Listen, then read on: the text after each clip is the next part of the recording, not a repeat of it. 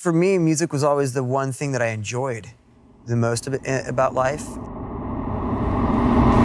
Chester Bennington's voice shook stadiums and defined a generation, propelling Linkin Park to worldwide fame with hits like In the End and Numb. The award goes to Linkin Park. But behind the powerful performances and massive success was the story of a fighter who poured his pain into music that would leave a lasting impact on the world. And that's what I remember as this just like lightness, but then you'd hear him and it'd be like, this guy's got darkness. This is the story of Chester Bennington.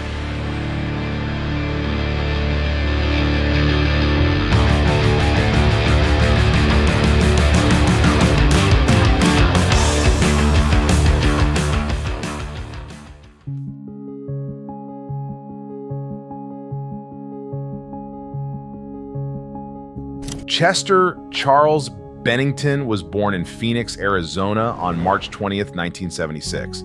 His mom worked as a nurse and his dad was a police detective who handled tough cases involving child abuse. Bennington grew up the youngest of 4 children, but his childhood wasn't easy. His parents split when he was just 11, and after that, he was pretty much left on his own. He lived with his dad, but communication with his family was almost non-existent. Although he had siblings, they were rarely around, leaving Chester to navigate the tough times mostly by himself. In an interview with Kerrang!, Chester reflected on how tough his teenage years were after his family fell apart. My parents got divorced when I was 11. When my mom left, my whole family pretty much disappeared. My older brother and my older sister left home. My other sister, who's a little older than me, was hardly ever there. That left me and my dad, and he was working around the clock pulling double shifts. I was pretty much just left at home by myself. It was horrible. Chester was always open about the horrific challenges he faced as a child. In that same brutally honest Kerrang! Interview, he revealed the nightmare that began when he was abused as a kid. It started when I was about 7 or 8. It was by a friend who was a few years older than me. I was getting beaten up and being forced to do things I didn't want to do. It destroyed my self-confidence. I hated everybody in my family. I felt abandoned by my mom. My dad was not very emotionally stable. And there was no one I could turn to. The only thing I wanted to do was kill everybody and run away. The abuse lasted until he was 13, and later, he turned to drugs to try and escape the pain of that time.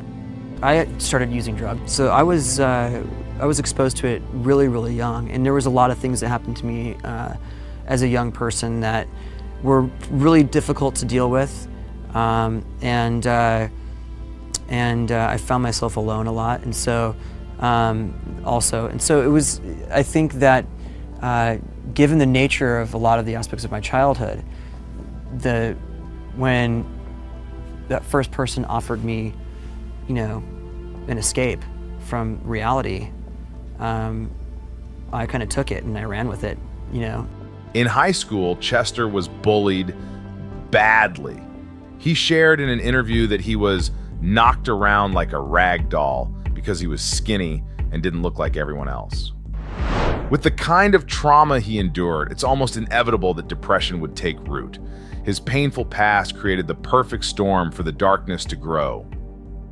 It's not like, oh man, like I kind of like that, I'm just bummed. It's like, I don't want to do anything, and I don't feel like doing anything, and I don't like anything. Like there's no sunshine. For me, I've always kind of dealt with that my whole life, I've always had these kind of depressive side, and I think that's something I've never liked, but I've also never liked being anything. I don't like being I want to be happy, but when I'm in it, I try to get out of it. I don't like being sad. When I'm in it, I want to get out of it. I've never been comfortable just being. My whole life, I've just kind of felt a little off, and I find myself like getting into these patterns of like behavior or thought, and especially when I'm like stuck up here. I like to say that like this is like I heard somebody say this once and it like stuck with me, but this is like a bad neighborhood, you know what I mean? And I should not go walking alone. Chester was undeniably a tortured soul, and he found a way to channel all of that pain into his music. His voice was amazing, effortlessly shifting from gentle tones to powerful screams. His songs often seemed like they gave an inside look at the struggle of mental illness. Chester himself said that when everything else in his life was falling apart, music was the only thing that kept him going. The one I would say that music has probably kept me alive, more so than anything else. I mean, other than, you know, love from your friends and family, I think that, you know, music is probably the reason why I still am here, because that is how I get out a lot of the stuff that's going on inside of me. And that's how I kind of work through a lot of things. I reflect on my life. I reflect on how I feel. But his path to success was filled with dead ends. As a teenager, he sang in bands that went nowhere, leading to nothing but frustration. By 1998, he was done, ready to walk away from music for good. Things weren't happening. The grind had taken its toll, and Chester almost gave up on his dream. That is, until he auditioned for a group that would later become Linkin Park. We went through a period where we kind of didn't know what we wanted to do with the band. Like the singer we had been playing with was transitioning out, and we didn't know if we wanted to continue. If we wanted to continue, if we did, if we wanted to continue just the 5 guys, or how that would even look or work out. And you know, we tried a bunch of different guys that were LA based and whatever, and nothing was really working, nothing we were excited about. But when we heard Chester's stuff that he had done, we were just like, okay, this guy can sing. We need to get him out here quick and see, you know, what the deal is. And got him out, and then said, okay, if a band is gonna work, this is gonna work. Otherwise, you know, that's the end of Linkin Park as it is, kind of thing. Desk jobs, here we come. Yeah. Yeah, I remember getting a call from a friend of mine who used to represent an old band of mine, saying that, you know, there was this great young group of guys that had this really great sound, and all they needed was that voice that was going to help them complete the puzzle. And you know, I had never really auditioned. The only time I'd ever auditioned to be in a band was when I was like 14, and so from 14 to 23, I had never auditioned. I was always the person that people were coming to audition for. And so it was a different experience for me, you know, because in my mind I was like doing these guys a favor, and you know, I wasn't the one who called them, you know, they were calling me. And so it was strange for me to think of it as me doing an audition, because I didn't go seek them out, which was the interesting thing. So when I got there and you know, turned over the tape, I had my vocals on it, everybody liked it. We seemed to get along pretty well, even though we were strangers. And I got to watch some other people like do their auditions, and it was pretty funny. Long story short, he ends up in LA and he tries out. Well, we had lined up a few different tryouts that day, and you know, because we didn't know what the hell we were doing, like they were seeing each other on the way in and out, which is not a very nice thing to do. I wouldn't have done it that way if I did, you know, were to do it today.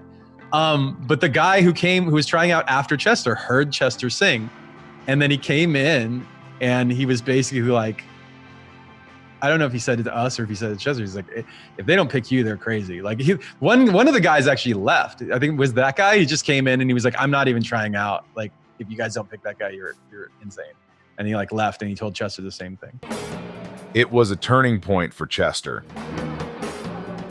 For the first time in his teenage life, his future looked promising, and things finally started to feel hopeful.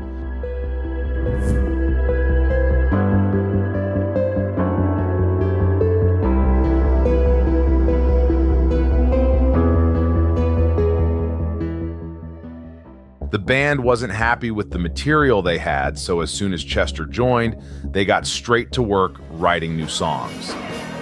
The Hybrid Theory EP was their first release with Chester on vocals. Chester came out to LA just like having started in the band, and he was like kind of living out of his car and deciding, do I want to be in this band? Do they want me in this band? Like, how does it work? Before we'd started working together, Chester had never really screamed on a song. He sang. He didn't like do what he ended up doing on Hybrid Theory. We discovered that together. Talking about the EP, Mike Shinoda said, "It was a small project we put together when Chester first moved to California. It was the first time we were in the studio together."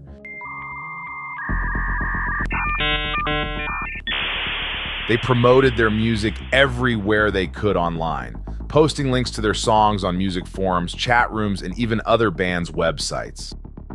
Drummer Rob Borden shared, "I'd tell everyone in the band to recruit 5 or 6 people a day online. We'd go into Korn's chat rooms and say, check out this cool new band called Linkin Park, acting like we weren't actually in the band."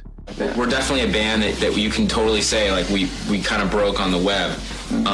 And the cool thing about that is when we first went to do a US tour, which we'd never done before, there were kids in all these different cities who already knew who we were because they'd heard our stuff on the internet, or they were on our street team, or they'd met someone. It's really distracting you, man.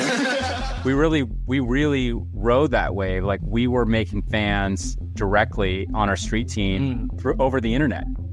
And like, that was like a new, I mean, it sounds so ridiculous, but that was like a new thing to do.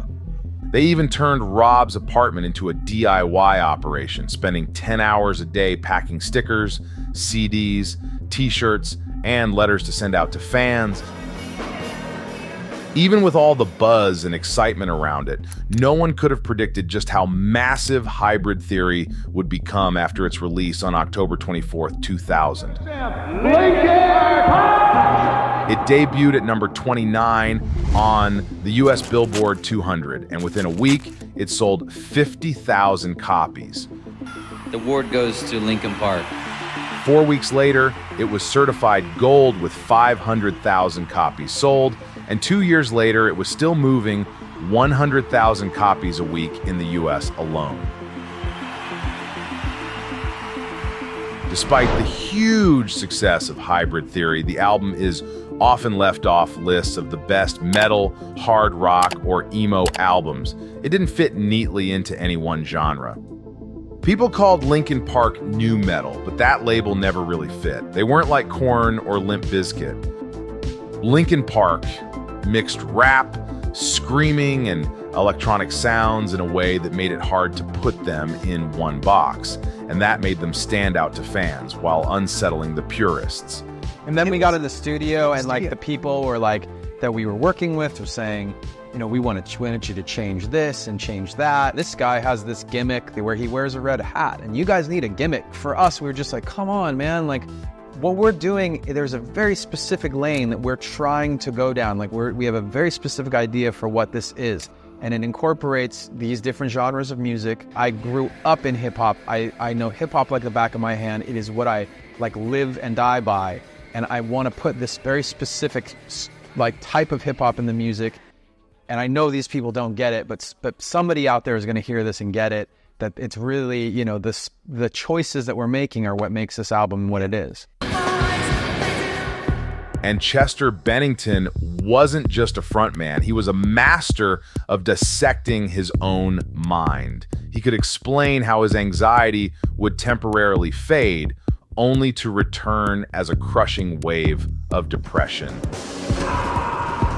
He likened his mind's final traces of happiness to dirty water swirling down a drain. And that kind of raw honesty made Linkin Park unique. That record means a lot. It means a lot to us. It means a lot to, it's allowed us to really know that we can stay true to who we are. We can fight for what we want, and we can take chances that we want to take. So it was a very important record for us. It set the bar for us. They're a reflection of where we are creatively. It's the best thing that we could do with our talents at the time. That's what we always had to do. We had to set that bar high, and we learned a lot from making that record, for sure. Hybrid Theory is loaded with potential singles. Everyone knows Paper Cut, In the End, and Crawling, but the whole album pulses with energy. It's a wild blend of moods: dark, heavy, melodic, and emotional. It's no wonder the album immediately connected with such a wide audience. Hybrid Theory is rightfully hailed as a groundbreaking album, but in the shadow of all that praise lies one of Linkin Park's most overlooked masterpieces, Reanimation. Less than 2 years after their debut, the band unleashed this remix album, which in many ways it's arguably their most underrated work. Reanimation is where they started departing from nu metal, diving headfirst into electronic and experimental sounds. This isn't just a remix album, it's a complete reimagining. It's darker, grittier, and more akin to an underground hip-hop record, blending elements of industrial and electronic music to create a harsher, more jarring sound, one that wouldn't stand a chance on mainstream radio. Vocally, things shift as well. Shinoda's verses come to the forefront, while Bennington's voice often takes a back seat, functioning more as hooks or getting chopped up and remixed into the production. It gives the album a fresh sound that's different from what fans were used to, but no less powerful. I do think they could have trimmed some of the fat here, but overall, it's incredibly solid and criminally underrated. After the success of Hybrid Theory and Reanimation, Linkin Park hit the road, touring across the US. They received invitations to perform at huge events like Ozfest and the Family Values Tour. They even started their own tour, Project Revolution, bringing along artists like Cypress Hill, Edema, and Snoop Dogg. Within a year, they had performed at over 320 concerts. On the surface, Chester was on top of the world, riding the wave of the band's meteoric success. But inside, he was fighting demons no one could see.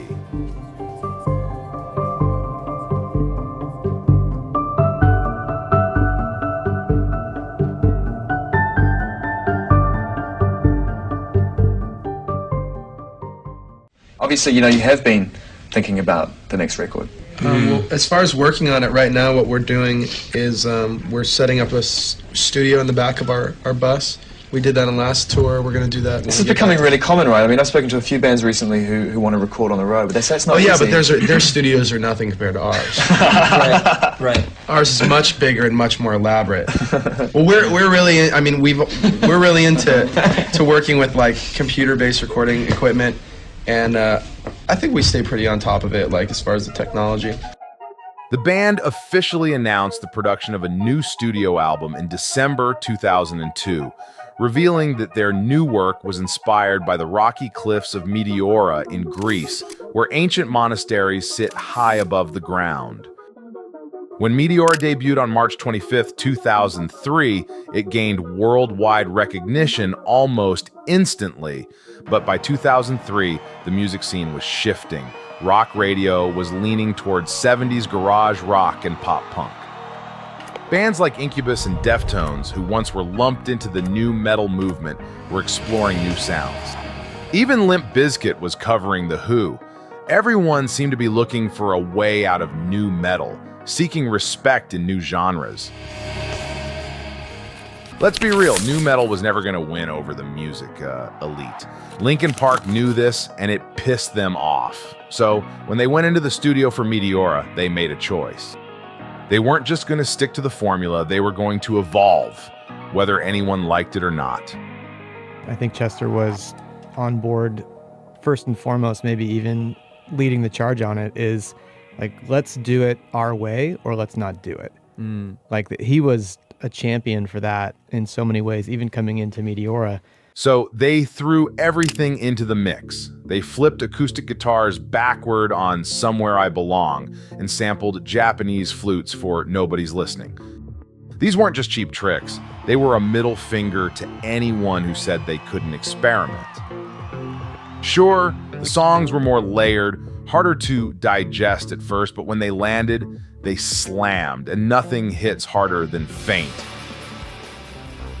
Faint isn't just a highlight, it's the moment of the album. It crushes everything else around it, turning skeptics into believers.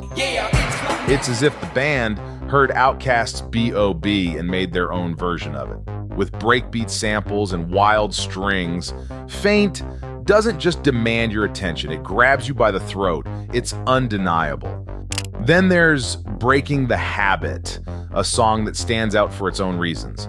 Musically, it's the most beautiful track on the album, mixing a Depeche Mode vibe with big, cinematic, orchestral sounds. Oh Okay, no. and then- Ah, shit, burglar. What is After Chester Bennington's death in 2017, this song takes on a whole new meaning. The pain in his voice feels all too real now, and it's hard not to hear Breaking the Habit as a cry for help. Something else. 3, 2, 1, go.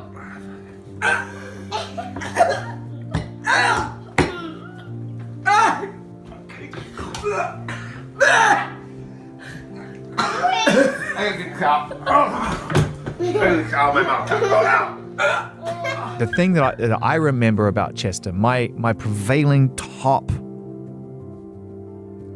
image in my head is this kid who could pull it out of him deep, like Lane Staley deep, like the tar that's in there. But he's so goofy. He was so goofy. Like, his humor was so goofy, and at times, if he was in that mood, he'd just be this insatiable, like, I've got too many jokes and too many things and too many impressions and too much of this. And that's what I remember, is this just like lightness. But then you'd hear him and it'd be like, this guy's got darkness and has to find it. And that's a rare combination. In recent years, Mike Shinoda has shared how Chester would disappear on wild nights out while touring and come back completely wrecked. It must have been tough for Shinoda and the rest of the band to watch their friend struggle with something so deep. Breaking the Habit was meant to be an instrumental at first, but Shinoda eventually felt compelled to write lyrics. Maybe he hoped the song would reach Chester, showing him he wasn't alone. The band dropped 5 singles from Meteora: Faint, Breaking the Habit, From the Inside, Somewhere I Belong, and the massive Numb. These singles weren't chosen at random. Each one was picked to show that Linkin Park and nu metal were evolving. It was a smart move, and it worked. Hybrid Theory was like us against the world, like with the story Mike and Dave are recounting. It was like having to fight just to get our actual authentic point of view across. And what was like both so liberating and terrifying about Meteora is like no one effed with us on Meteora. We got away with it. It was like, okay, you guys did it. Dude. Now, what do you really want to do? And like, this album was the total pure expression of just like, this is us, like delivering, what we want to make. And it was really a fun album to make. Like, Hybrid Theory was stressful. This album was awesome. Like, it was so great. Suddenly they were sharing stages with Metallica, a band that defined metal. And then, just to flip the script again, they teamed up with Jay-Z for Collision Course, an EP that made no sense on paper but worked perfectly in reality. Here's the point: Linkin Park wasn't chasing approval anymore. They were standing alongside the legends they'd been trying to impress, solidifying their place in both rock and rap. And they did it while keeping the fan base that made them stars in the first place. We were a set of guys who were kind of going through a lot of crazy stuff and trying to figure it out as we went. We'd come home off of these huge world tours. Yeah. And it would be like, nobody's picked up the dog shit in the backyard for 2 months. So that's now my job. And it was a really quick re-entry into like life. You're not in a rock star band right now. Like, you've got to go do the chores. Yeah. This success, however, came with a personal cost for Chester. Back in 1996, he married his first wife, Samantha Marie Olite. They had a child together in 2002, just as Linkin Park was skyrocketing to fame. But with the non-stop touring and the crazy demands of being in the band, Chester's relationship with Samantha began to fall apart. And sadly, by 2005, they ended up divorcing. Please welcome Dead by Sunrise. That same year, Chester found another outlet for his emotions by co-founding Dead by Sunrise, an electronic rock band. Though they only released one album, Out of Ashes, in 2009, and it got mixed reviews, it was a project that allowed Chester to explore new musical directions during a tough time in his life. In 2006, Chester married Talinda Ann Bentley, a former Playboy model. Together, they had 3 children, but their happiness was disrupted by a cyber stalker who harassed the couple by tampering with their emails and personal information. This stalker also sent them threatening messages. Thankfully, the person was eventually caught and sentenced to 2 years in prison. All this chaos must have taken a toll on Chester. He battled drugs and alcohol for years, and in 2006, he went to rehab twice. It took everything he had, but he finally kicked the habit and got sober for good. Life is so weird. Yeah. You know, I mean, there are like periods of time where I feel like I've got it, like all my stuff together. You know what I mean? Like, and then there are periods of time where I'm just like, I am such a failure at everything, and I just like, I can't do anything right. Like, I'm a horrible dad, I'm a horrible husband. You know, I'm just like, ugh. And then came the summer of 2007 when Linkin Park took a bold step with Minutes to Midnight. Co-produced by Mike Shinoda and the legendary Rick Rubin, the album was a big shift from their usual sound. I'm not sure if the words are making me think of certain melodies, so I wanted to remove the words. It's funny listening. Critics weren't exactly praising it, but the sales told a different story. For many diehard fans, this was Linkin Park at their best, taking risks, pushing their boundaries, and proving they weren't stuck in the past. Some of the standout tracks like Shadow of the Day, What I've Done, Leave Out All the Rest, In Between, and Bleed It Out show that even with a new sound, the band still knows how to pull on your heartstrings. The emotions, the passion, and their connection to people going through tough times are all still there, just with sharper songwriting. They followed up with 1,000 Suns in 2010, which was probably their most experimental album yet. This one leaned heavily into electronic and alternative sounds, mixing rap with beats, keyboards, samples, and rhythm loops while almost completely cutting out electric guitars. And we would all fight amongst ourselves, but at the end of it, it was like, let's figure out how we want to do it, and if that's not going to work, then we don't want to do it. Like, let's make sure that we love it, and then we can put it out there and be confident in the fact that at least the 6 of us are on board, and we hope you like it. Yeah. We hope you love it. But if not, we've done all we can do, instead of like the reverse of that, which is kind of listening to the outside ideas and kind of getting that weird feeling in your stomach of like, I don't know if this is how I want to do this, or I don't know if this is how I want to create or approach this process. I think that's one thing. While fans love the album today, back when it first dropped, it was a lot to take in. Many people didn't fully get it or appreciate just how different it was. Say what you want about Linkin Park, but they made a choice to grow with their audience, adapt to the times, and keep pushing boundaries. You gotta impress yourself first. You gotta make the songs that you go, damn, that's a good song. Like, if no one else likes that song, I know I'm on good footing because I think it's great. But see, these are the decisions that get made. Living Things, released in 2012, was a continuation of the experimental route they'd set with 1,000 Suns, blending electronic and rock in a way that had critics nodding with approval. The production was sharp, the sound was a mix of the old aggressive style and new electronic influences, but fans were divided. Some embraced the balance of styles, while others were left wanting more of that hard-hitting nu metal punch.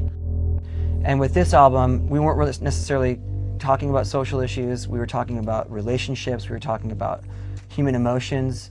I think the only thing that we really tried to put into this album was something that Mike and I had talked about when we were touring, was let's write a bunch of songs that would be fun to play live and keep the energy up and be exciting for our fans to get into, which kind of inspired us to go back to, you know, some of the things that some of our earlier fans would be more familiar with, some of the things that we may have alienated them in some respects over the last couple albums with 1,000 Suns and with Minutes to Midnight.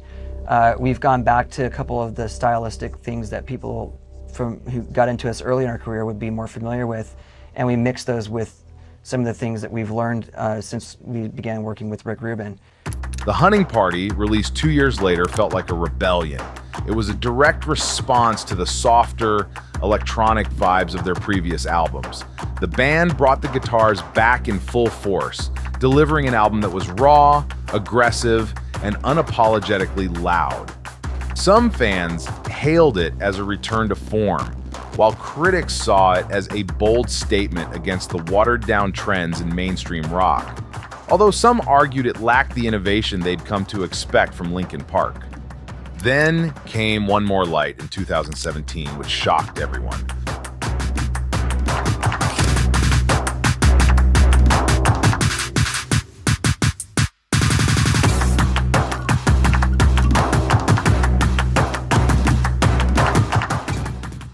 One More Light got a mixed to negative response when it came out in 2017. The main issue for critics and fans was that it sounded more like a pop album than what they were expecting from Linkin Park.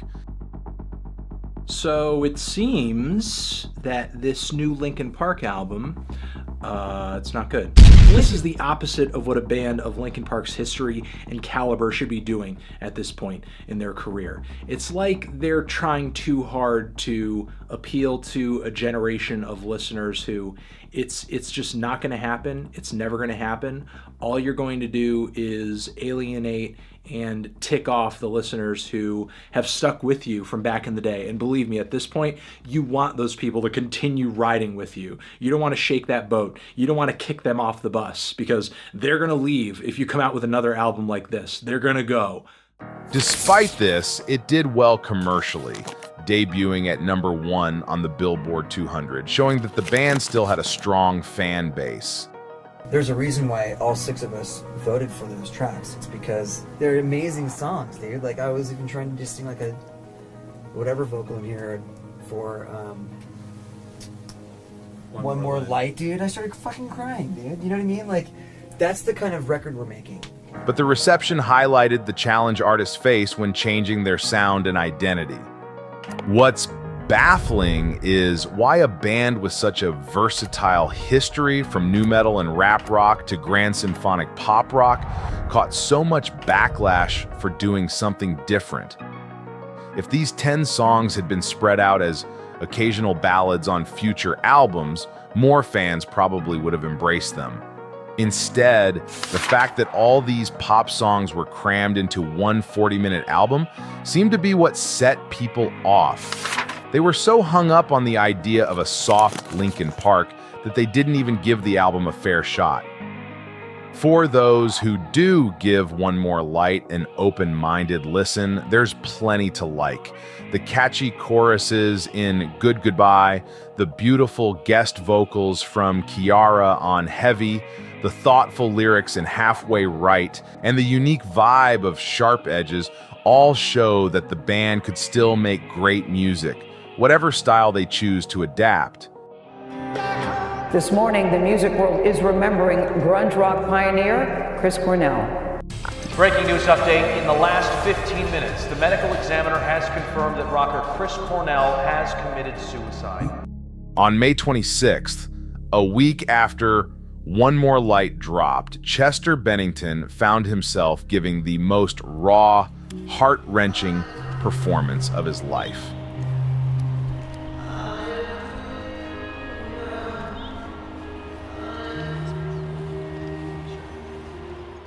His close friend Chris Cornell, the voice of Soundgarden, was being laid to rest at Hollywood Forever Cemetery. Cornell had unalived himself after a lifelong battle with depression. Chester stood before the mourners, and his voice cracked with emotion as he sang Hallelujah for his friend. That day, his voice was different, plaintive, somber, and more fragile than ever.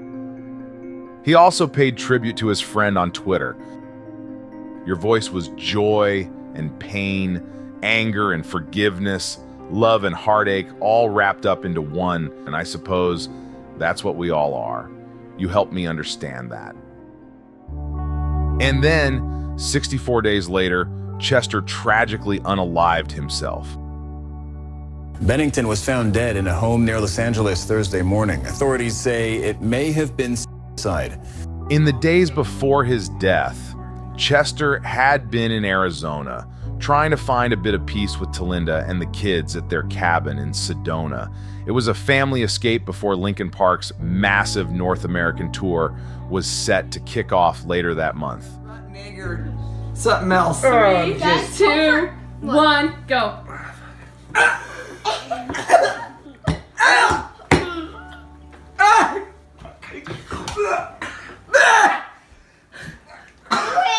I gotta get cow. I gotta get cow in my mouth.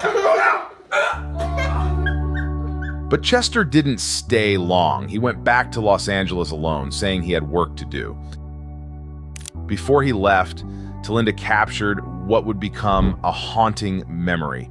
A photo of Chester and their kids standing on the deck, grinning from ear to ear as they looked out into the woods. A picture that now feels like a final moment of happiness. On the morning of July 20th, Chester Bennington was found dead by hanging in his home. The date was significant. It was the birthday of his close friend, Chris Cornell. Just a month earlier, Chester had confided in his friend Ryan Shuck, who played guitar in his side project Dead by Sunrise, that he was struggling with alcohol addiction again and fighting hard to get sober. Despite this, family and friends said that Chester seemed to be in good spirits, happy, energized, and excited for the upcoming tour. We'll never know for sure if his decision was something he had planned or a tragic impulse, but there's something worth noting. When someone struggling with suicidal thoughts seems suddenly cheerful or relieved, it can be a dangerous sign. I either got rotten egg or something else. 3, 2, 1, go. It's a change that often occurs when they've made up their mind, and it's one of the most critical warnings to look out for. He was at his best before he passed. We were on a family vacation, and he just had to go back home to do a television commercial, and I was going to see him the next day. It was just the timing of it. You know, he had been in states of depression before, and he had had past attempts. This was not a time where any of our families suspected this to happen, which is terrifying, you know, because it could happen at any moment with those thoughts. Following Chester's death, blog posts and message board discussions started popping up, with many suggesting that one more light was a cry for help that had gone unnoticed. Conspiracy theories quickly arose, claiming that Chester and Chris Cornell didn't just die by tragic coincidence. According to some, the two were deliberately taken out because they were secretly working to expose a dark network of abusers. "We're trying to remind ourselves," the band wrote to Chester following his death, "that the demons who took you away from us were always part of the deal. After all, it was the way you sang about those demons that made everyone fall in love with you in the first place." Did you doubt at any time that, like, oh, no, Chester's gone, maybe I don't want to do music anymore? Was there any of that? Yeah. No. Of course. 100%. 100%. It's like, for me, it just felt like too much. Like to get back on it and try and do some version of music. and also be seen through the lens of what had happened. Yeah. Like for that to be attached. It was like being a member of a club that I didn't want to join. The truth is, we'll never know why the darkness that haunted Chester his entire life won out on July 20th, 2017. From the outside, he was a beacon of light, spending time with family, sharing laughs with friends, practicing his new songs, and getting ready for his tour. But all of that fought against years of deep trauma, addiction battles, and crushing depression. To suggest there's a simple reason for his death, or to claim his music was some kind of warning we all missed, is to ignore the complexity of his struggle. There are no neat explanations, and there never will be. Chester Bennington's legacy is one of strength, emotion, and lasting influence in the world of music. As the frontman of Linkin Park, he became a voice for a generation, turning his struggles with pain, addiction, and mental health into powerful lyrics that resonated with fans everywhere. His voice, with its mix of raw emotion and intensity, helped shape rock music in the early 2000s, creating a unique sound that blended metal, hip-hop, and alternative rock. But Chester's impact went beyond the music. He challenged us all to be real about our struggles. His openness about addiction, pain, and mental health issues sparked conversations and inspired countless people to seek help. The vulnerability and strength he put into his art still live on through his songs, reminding us that even the darkest battles can give birth to something beautiful.